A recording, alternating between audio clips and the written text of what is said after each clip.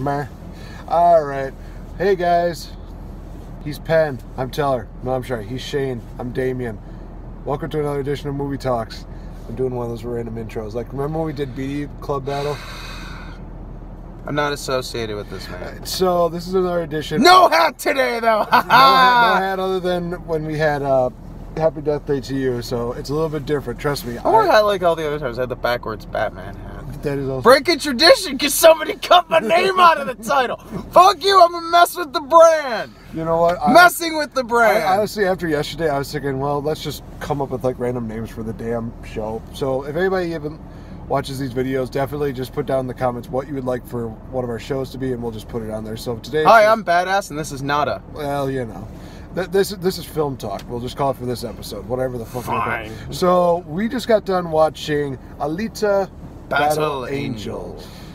And yeah, this is coming off of the previous movie we saw, which was Happy Death Day 2. You definitely can go watch that. It's probably at the bottom of the Patreon deal. So, right. Watch the Patreon videos! Yes. So, yeah, we just got done watching it. Initial response, for me, I was like, not bad, but not the best. Honestly, you have to remember that for last year, I had to come off of some really good movies, including Ready Player One, which, oh my god, that was awesome. And I was just... Still haven't seen it. And I was just about to compare this movie to that, as far as like nostalgia feel, as far as really good feels about it. But the problem was that I had a hard time, I think, connecting with it, or there was just something missing in mine. We were definitely talking about it, but we'll talk a little more about it. Yeah, I have a theory as to where that comes from, we'll get into that a little bit later. So first, talk about the story. As if you know, there are spoilers here, so be prepared. 3, 2, 1. Okay. All right.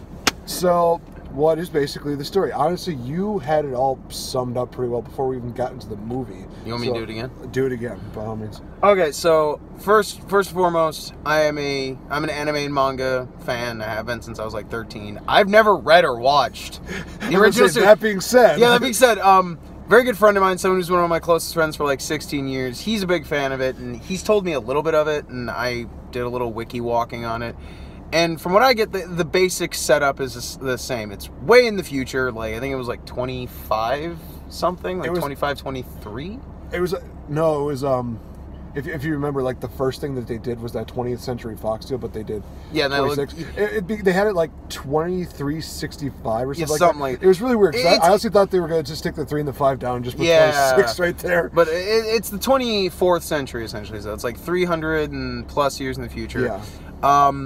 From what we're able to get from the movie, because some of this stuff I didn't know even from what my buddy told me, but basically humanity, we formed a colony on Mars, and we formed these like floating cities down here on Earth. And at some point, I guess the people that lived on Mars were like, "Hey, nice planet, we want 2 of them." So I guess they invaded, and there's some war. This resulted in an event called the Fall, where all the floating cities crashed Earth except for one, Zalem. I think that's Zalem, yeah, Zalem. And that's like, you know, beautiful. It had this really weird clockwork design on the underside of it that it reminded me of some other movie, and it's gonna bother me. I'm gonna be bolt upright at 3 in the morning. That was the movie. Wake my roommate up. The fuck are you talking about? Battle Angel Alita reminded me of something this afternoon. It's 3 in the morning. Facebook, Mark Zuckerberg. That's all I need to say. Thank you, Game Grumps. For me, a lot of these designs, especially with this one, it kind of reminds me of the series of unfortunate event designs. A little, yeah. Just a little. Which is really weird because it's like cyberpunk, like. In this future, you know, you got the Zalem city, and then you got the kind of poor, was it Iron City? Iron City, yes. Yeah, Iron City is like on the ground underneath it, and most people either live in Iron City, or if you're really rich, or apparently you're born there, you live in Zalem. And cyber technology, so like cyborgs, not like Teen Titans, where, you know, you got like the blue and the white, you got like a cannon on your arm, like replacement body parts, like replacement eyes, arms, sometimes the whole body. I guess the brain is like the one thing you do need, because, I mean, your brain is where your mind is, you know, it's like, you know, who you are and all that. This doctor, whose last name is Ito, which is Japanese last name, but he's played by a German dude. Yeah. I'm not trying to make you think of it. It's just the entire time I'm like, that's Christoph Waltz. His name is Dr. Ito. I'm like, something doesn't really seem to add up here. Something's weird there. But he finds this, like, pretty much like the shoulders and head of like some cyborg, and it turns out she's ancient technology, like from hundreds of years ago, from the Martian people, the United Martian something. It's like whatever they call their government. She's, you know, one of their cyborgs, and she has no memories, and he basically kind of takes her in, and from there it's pretty much just her getting into fights and making a relationship with this dude named Hugo and trying to figure out who she is and why she's here, and fighting lots of people who are mostly cybernetic and can do shit like shoot these razor sharp chain finger things, arms for swords. If you've ever watched or read manga and anime that are like, there's a genre of it called shonen, and it literally just means action that's kind of like targeted at like teenagers.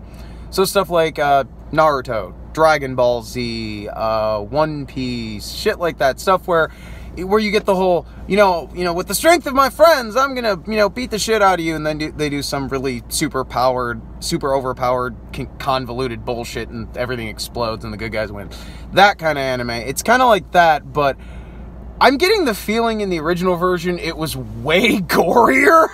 Because, like, she cuts, like, part of a dude's face off. There's, like, people, like, oh, they're, like, leaking this blue stuff because they're cyborgs. I'm like, they're cyborgs. That means there's still a person, which means, and they feel pain, which means those are basically their organs. And from the look of it, and the fact that the original version came out, like, in the late 80s, I'm just saying, the original version, like, anyone who's watching this who's read or watched Battle Angel Alita, let me know, because I get the feeling it was way gorier than this. I'm not saying that's a good or bad thing.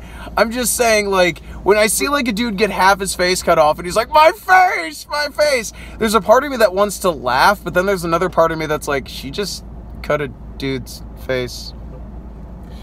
It's Woo!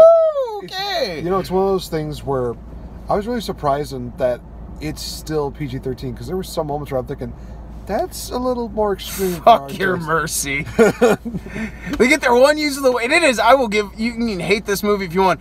Their one PG-13 use of the word fuck was amazing. Like, it's so badass. Where he like, I'll cut your head off, and like, since you're a cyborg, I'll wear it around my neck like a pendant, where I can always hear your voice screaming for mercy. And she's got like no limbs left except for one of them, and she literally just goes, fuck your mercy, and punches him so hard that her hand breaks off in his eye socket. It is one of the most brutal and amazing things I've ever seen in a movie. Fuck your mercy. Like, you've heard people say, I'll break my foot off in your ass. She's like, I'll break my fist off in your face. I expect that to be a threat, like, in the near future. I'll break my fist off in your face. Oh my gosh. I'll have to scream fuck mercy while I do it. Not fuck your mercy, because clearly there was none involved on your end. I'm the one who's... Well, you and I were talking about before that, obviously the higher powers that may be definitely are very strict with, certain, so much, explicit language.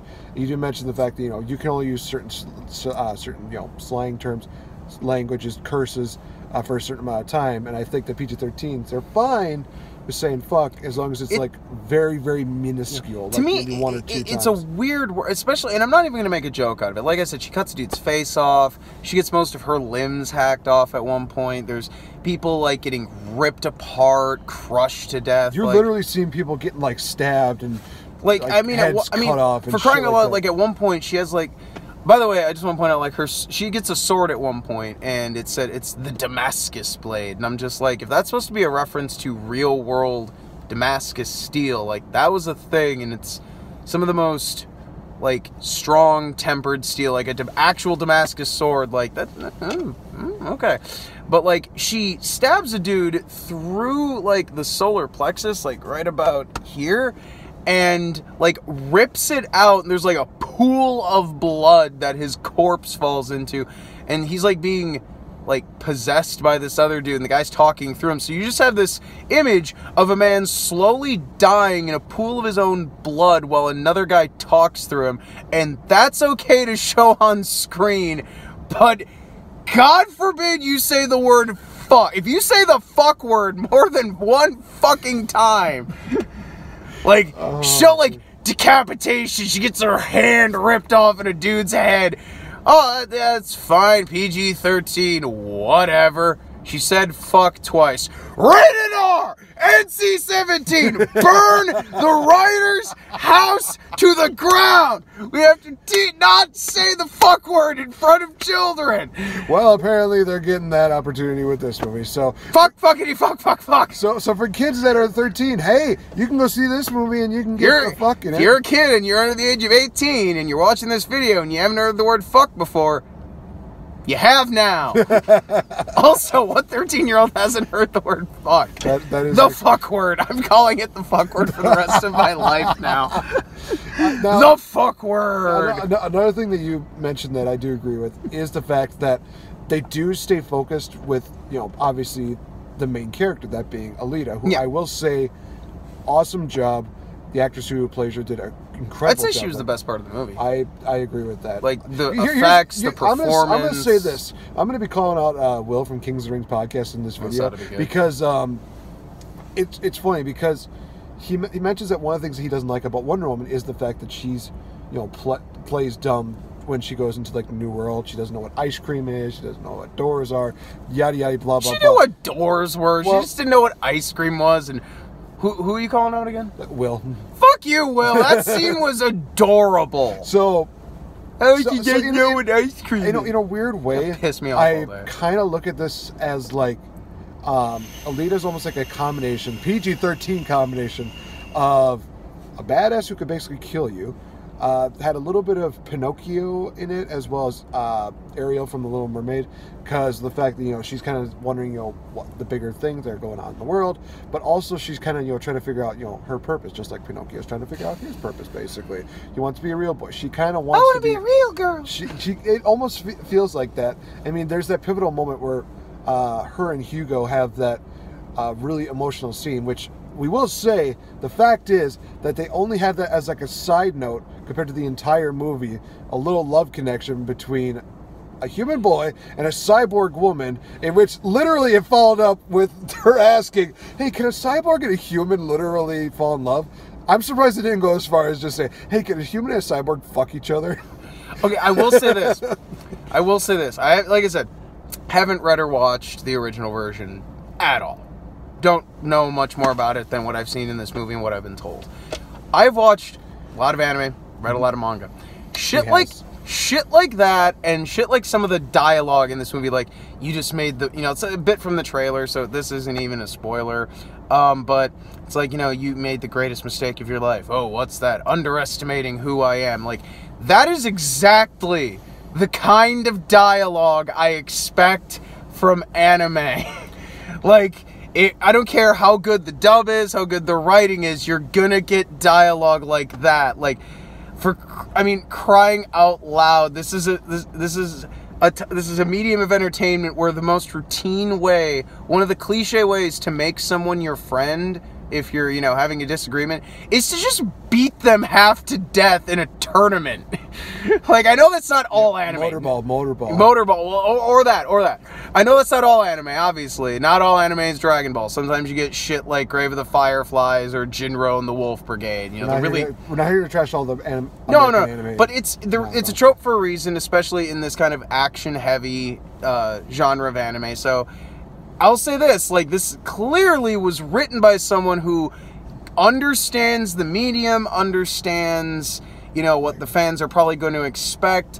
The problem is, a lot of that stuff is also why a lot of people either don't like anime and manga, or if they do, they seek out stuff like Cowboy Bebop, Full Metal Alchemist, stuff where they when they dubbed it, completely rewrote all the dialogue, so not everything's like a declarative statement. Like, you know, instead of like one of the biggest examples I can think of is Cowboy Bebop. They made an animated movie, just Cowboy Bebop knocking on heaven's door. Nice musical reference. where there's a scene where one of the main characters says, you know, the thing I look for most in a woman is a woman who can fight me. And in the actual English version, he literally just says, I like a woman who can kick my ass. And it's like little shit like that make those little changes. There's a reason why those are really popular with people who don't really give a shit about anime, because they're basically written for them. Most anime isn't, and this, I can see a lot of people hearing the dialogue, seeing scenes like oh, they're clearly in love. Can a cyborg and a human love each other? Like, they're gonna see shit like that and go, was this written by a 14-year-old? Like, it's probably the biggest problem with the movie, is you're gonna get a lot of really, really cheesy. There is a scene where she literally gives her heart to a guy. Like, her cybernetic, by the way, her cybernetic powered by fucking antimatter. Powered by what is in reality a hypothetical substance that would unmake shit. It's like the sulfuric acid of life. And it's just powering her heart, and she's just like, oh, here, take my heart. And it's supposed to be like this touching, oh, I'm willing to do anything for you. And I'm like, oh my God. This is, this is the kind of shit I would have written if I were 13 and had just marathoned the Matrix movies. It was literally one of those things where I did look at you, and you just actually did start a lot. I think that was one of those moments where I just saw you just giving that reaction of just like, your hand is kind of out here, mouth is slightly open, and you're just kind of like, yeah, you do the hand thing. I do the hand thing. When you do the hand thing, I do the hand thing. When you do the hand thing, that's usually when I know either something is good. We have a name for it. It's really the hand thing. It's either really good or really stupid. I think that was kind of one of those things where it's like, I don't know how to feel about this, but I'm giving it credit where credit is due. It's because with shit like that, you can see where it's coming from. I can see what they're going for. And for what the story and characters are doing, it actually is very touching, because she's literally saying, hey, we want to go to this really nice city, Zalem, but you need a shitload of money to get up there. I'm a cyborg. We can literally just get me a new heart. Here, I'm willing to, you know, sacrifice this for you. Here, take it. And it's a genuinely touching gesture. It makes sense. It fits in the story.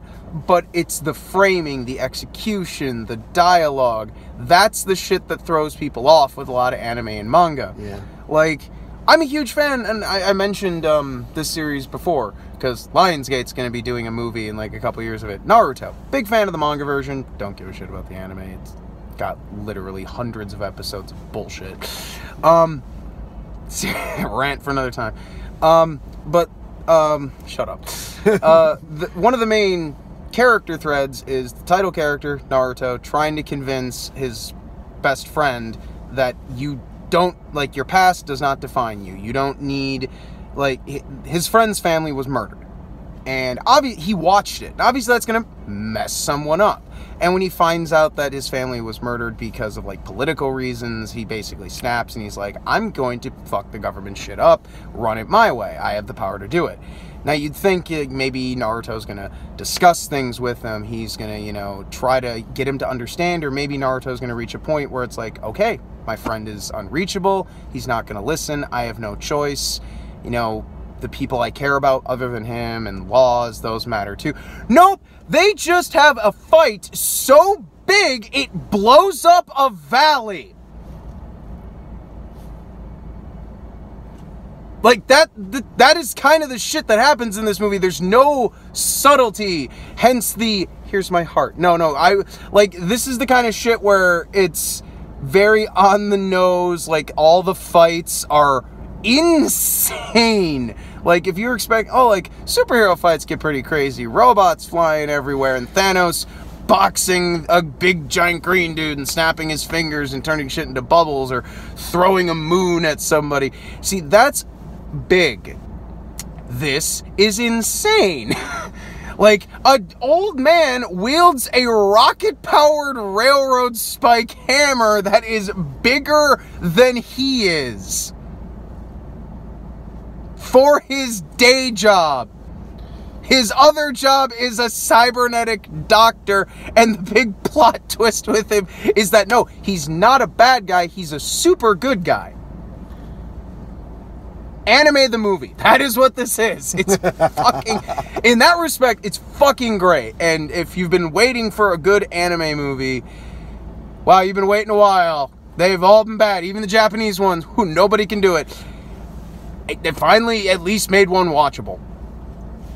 Yeah, no, I do fully agree with that. See it for the main character. She's awesome, and the action scenes are badass. But I will say that one issue I did really have was, in fact, the ending of it, because it does do that have that cliffhanger of oh, here comes the sequel. Yep, here comes the sequel. Like when we saw what was that movie from last year? It was like Darkest Minds, I think it was. Yeah, where they just... And apparently, like, Darkest Minds, like, oh, well, there's a trilogy of books. Guys... First one was not that good. What makes you think we want to go through 2 more iterations of this? Well, even if the movie is good... At least that's my thought process. Here's the thing, though. Like, oh, there's like a trilogy of books. Here's the thing. A book does not have to sell that well in order for a publisher to okay a sequel.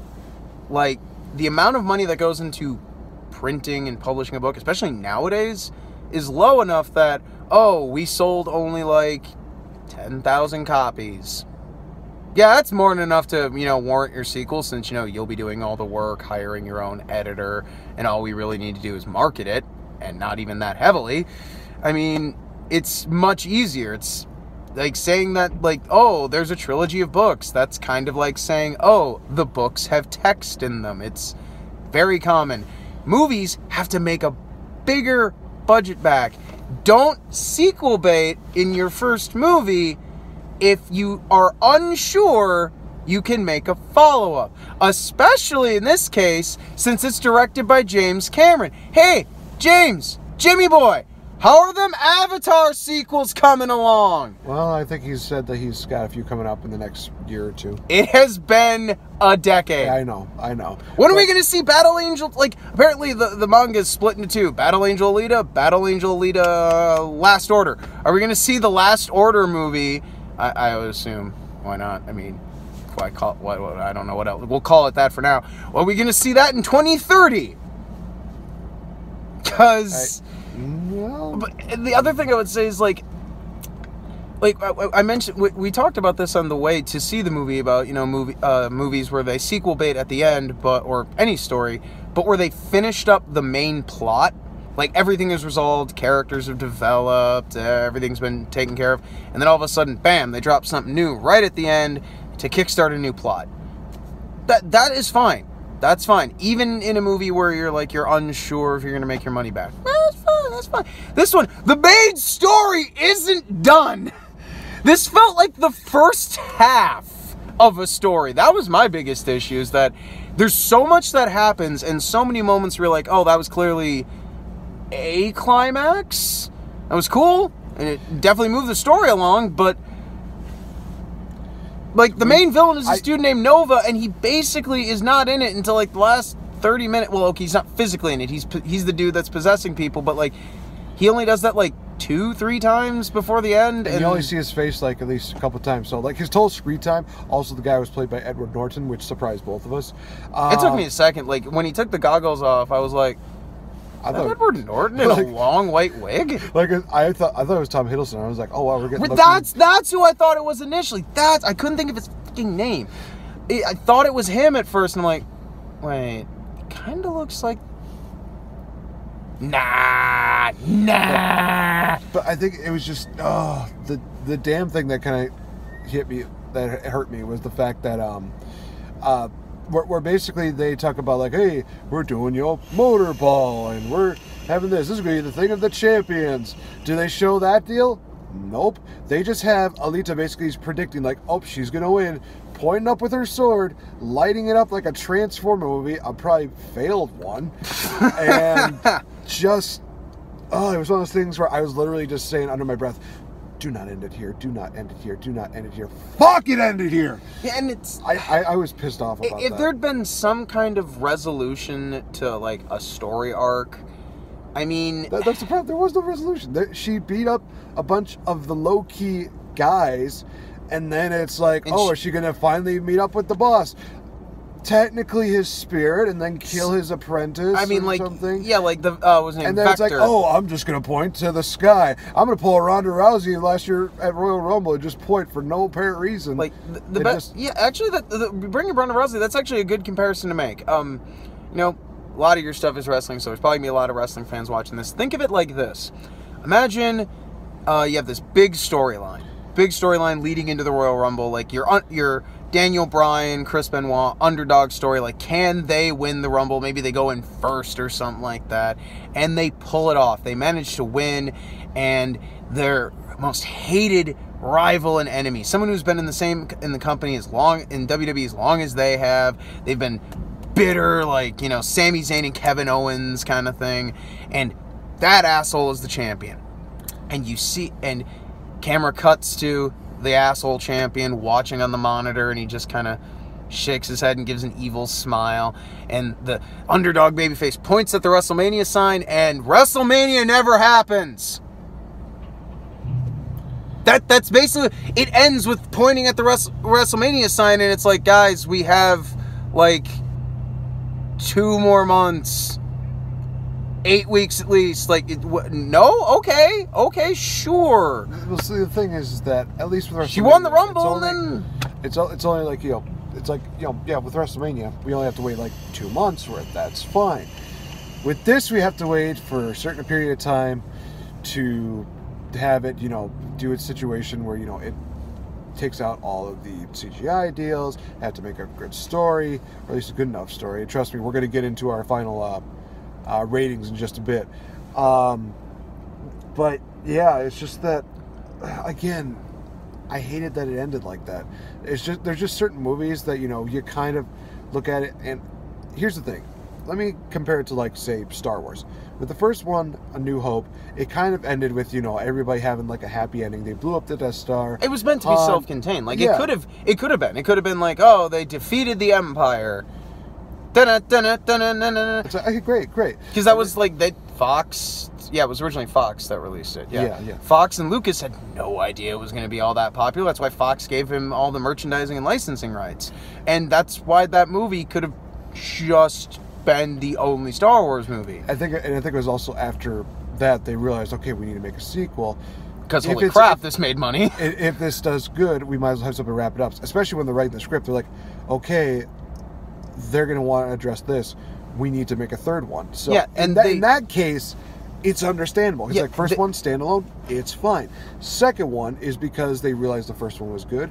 They had ways that they could actually work off of the first one. And then they're thinking, okay, we're going to kind of lead that into the third one and have like an ultimate climax here. Right. And this one, it was just like, we are so confident that this one's going to do so good that we're just going to basically pull like half Star Wars: A New Hope and then half of The Empire Strikes Back and then put it together. Yeah, and it felt really. It felt like a really, really rushed decision just to be like, we need to have that as a deal. If they would have had like that final championship, you know, motorball deal, and then she would have done that, I would have probably accepted that. But that's one of those situations where, because then there would have been like a actual resolution, and it'd be like, yeah, the new plot, like that one plot thread is continuing on, the thing with her going to the city and, you know, facing Nova, but like everything else, you get a sense of completion. With this one, it's long, and like there's probably like 2 movies worth of shit that happens, but it still feels like the first half of the book. It feels like you got to the big, yeah, we're gonna go off and fight the bad guy part that happens like 45 minutes before the ending. Yeah. I mean, it's just one of those things. It fell into the same trap that Darkest Minds did. It's like, it's setting up for the sequel, but you have to remember that they have to be completely successful in order for it to garner that sequel. I mean, Happy Death Day was a perfect example.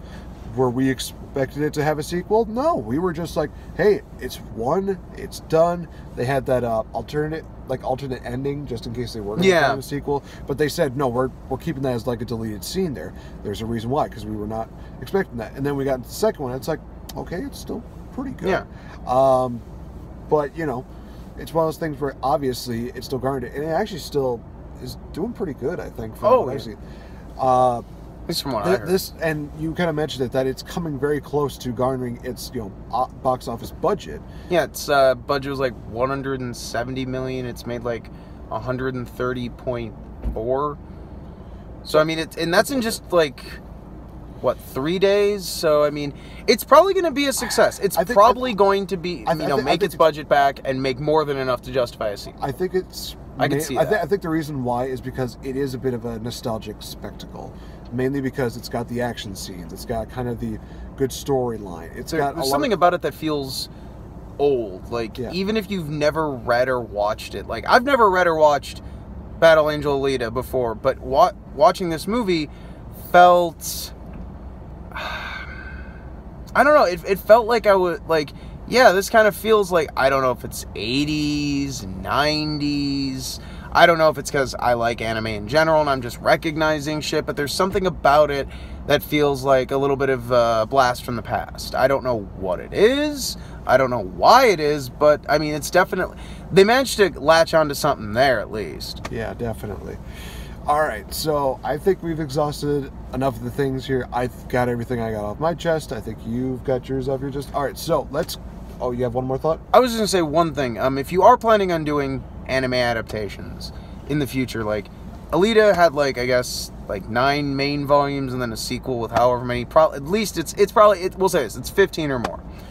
They're going to be doing Naruto next. That one, those thick volumes that are like 200 pages of comic, 72 of those. There's plenty of anime and manga where it's like a movie already, just an animated one, or the manga's like 8 volumes long, or it's like a little 6-episode mini thing. Maybe do those. Maybe adapt the shorter stuff so you don't wind up with either garbage like in the past or like this, where it's like 3 movies of stuff and still no ending. Right.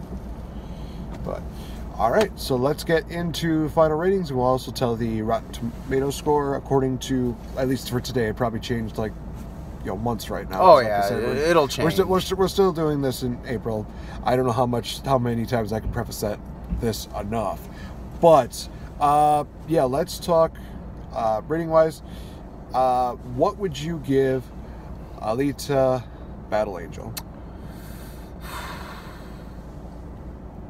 Okay, you remember how with Happy Death Day I had the going by like a standard, like a consensus, and then my own personal thing? Yes.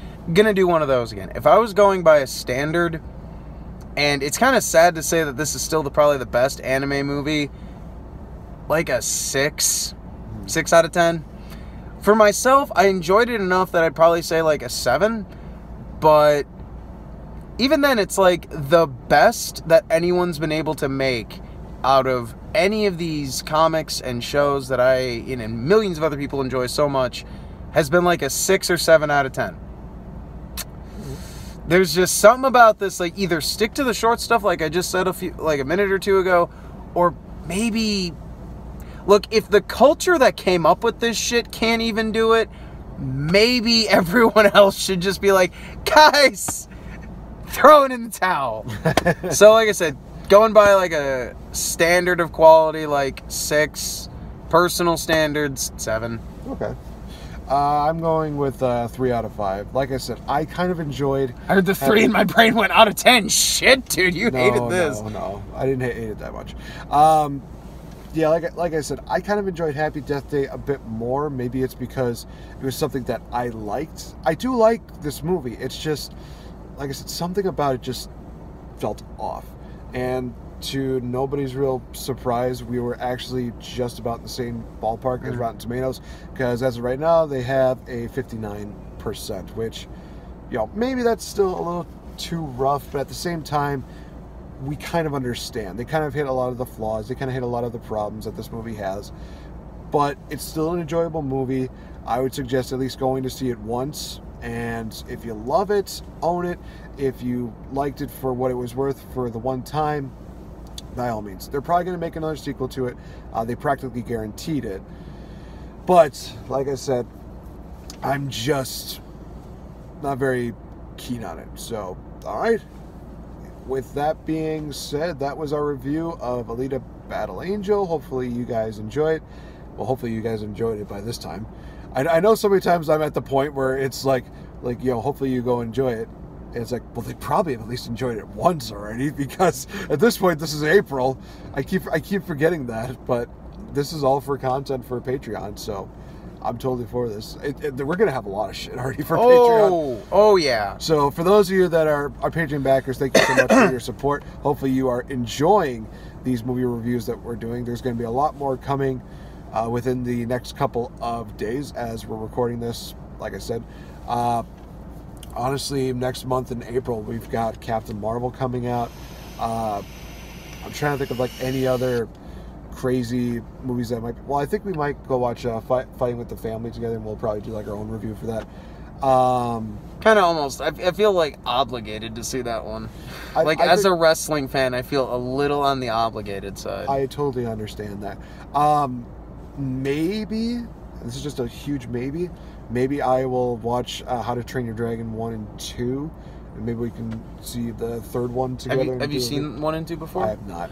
They're really good. Don't spoil it. I'm not going to spoil anything. I will say, DreamWorks has a couple of movies in their animated roster that I would say are on Pixar level. How to Train Your Dragon 1 and 2 are high Pixar level, wow. Toy Story 2, Toy Story 2, Inside Out, Monsters Inc. Holy fuck, this is really good levels of damn. And it's a shame you never got to see, especially the first one in 3D, because that was actually the second 3D movie I ever saw, and the flying scenes in 3D felt like you were flying. Nice. The first two are so fucking good. I am very excited for the third one, especially since I looked into how the little series of children's books that these are very, very loosely based on ended. It ends with all the dragons being dead, and that's why there's no dragons left in the world. I'm like, are you really going to traumatize this many children with this movie? Holy shit. I already wanted to see it, but now I want to see it to see how many kids cry. You are a horrible human being. Mommy, they killed all the dragons! With that, we're going to end it off. Bye. You sick sadist.